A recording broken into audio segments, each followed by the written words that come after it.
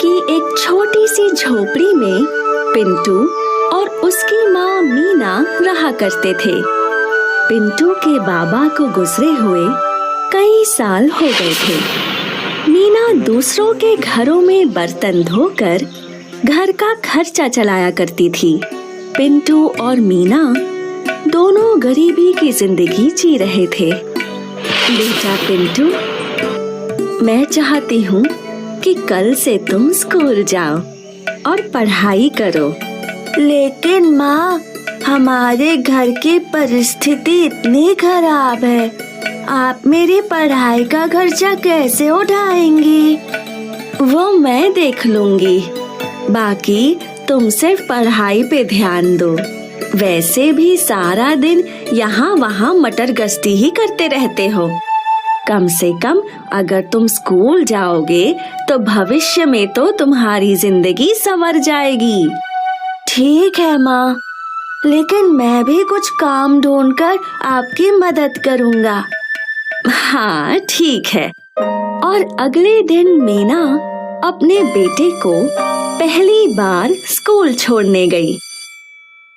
मीना बहुत खुश थी और अपने बेटे को स्कूल में जाते देख उसके आंसू नहीं रुके। अब मीना ने और 2 घरों में काम करना शुरू कर दिया था। पिंटू स्कूल से लौटकर अपनी माँ मीना की राह देखने लगा। माँ को अब तक तो लौट आना चाहिए था, कहाँ रह गई माँ? पिंटू काफी देर तक राह देखता रहा और फिर मीना लौट आई। कहाँ रह गई थी आप? कुछ नहीं, मैं और 2 घरों में काम कर रही थी। और 2? हाँ, तेरी पढ़ाई के लिए। माँ, वैसे तेरे स्कूल का पहला दिन कैसा था? बहुत अच्छा था माँ। मेरे स्कूल में बहुत से बच्चे हैं, मैंने बहुत सारे दोस्त भी बनाए और हमारे मास्टर जी भी बहुत अच्छे हैं। अच्छा है, अच्छा है। तुम अच्छे से पढ़ लिख कर बड़े ऑफिसर बन जाओ। और माँ, मैंने अपने लिए काम भी ढूंढ लिया है। कल से मैं रोज पेपर डालने जाऊंगा, जिससे आपकी कुछ और मदद हो जाएगी। मेरा लाडला। और अगले दिन से पिंटू रोज लोगों के घरों में पेपर डालने लगा।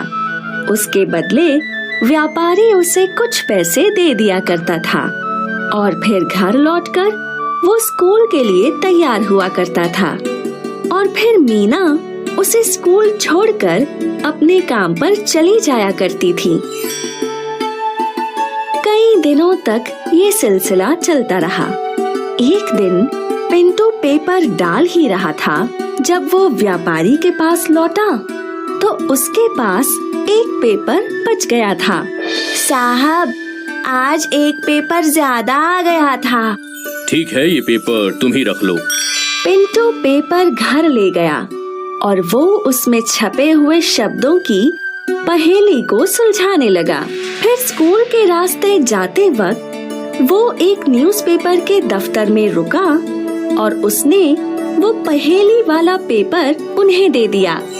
और फिर रोज की तरह वो लोग स्कूल गए और मीना अपने काम पर चली गई। अब मीना एक घर के बाद दूसरे और फिर तीसरे घर में काम किया करती थी और पिंटू स्कूल के बाद पढ़ाई करता था। फिर अपने घर की साफ सफाई करके अपनी माँ के लौटने का इंतजार किया करता था। 15 दिन बाद जब पिंटू अपने स्कूल में था तो पिंटू के मास्टर जी के साथ एक ऑफिसर आए। यही है पिंटू? तो वो तुम हो जिसने वो पहेली का हल किया था? जी सर। तुम बहुत ही बुद्धिमान हो। उस दिन की वो पहेली सिर्फ तुम अकेले ही हल कर पाए थे और इसलिए हमारी कंपनी ने ये निर्णय लिया है कि वो तुम जैसे बुद्धिमान बच्चे की पढ़ाई का खर्च उठाएगी। ये सुनकर पिंटू बहुत खुश हुआ। स्कूल के बाद वो घर पहुंचा और आज वो अपनी माँ का बड़ी ही बेसब्री से इंतजार कर रहा था। और आज जैसे ही मीना घर लौटी, पिंटू ने अपनी माँ को गले लगाया। माँ, माँ, माँ। अरे क्या हुआ? माँ, अब से आपको ज्यादा काम नहीं करना पड़ेगा। और वो क्यों? क्योंकि वो पेपर वाली कंपनी वालों ने मुझे स्कॉलरशिप दी है। मतलब अब से मेरी पूरी पढ़ाई का खर्चा वो संभालेंगे। मीना भावुक हो गई। उसने पिंटू को गले लगाया और फूट फूट कर रोने लगी। ये कहानी हमें ये सिखाती है कि मेहनत हमेशा रंग लाती है। ये स्कॉलरशिप मीना और पिंटू की कड़ी मेहनत का ही फल था। मुझे ऐसे ही देखना चाहते हैं तो इस वीडियो को जरूर शेयर करें और हाँ, इस चैनल को भी सब्सक्राइब करना ना भूलें।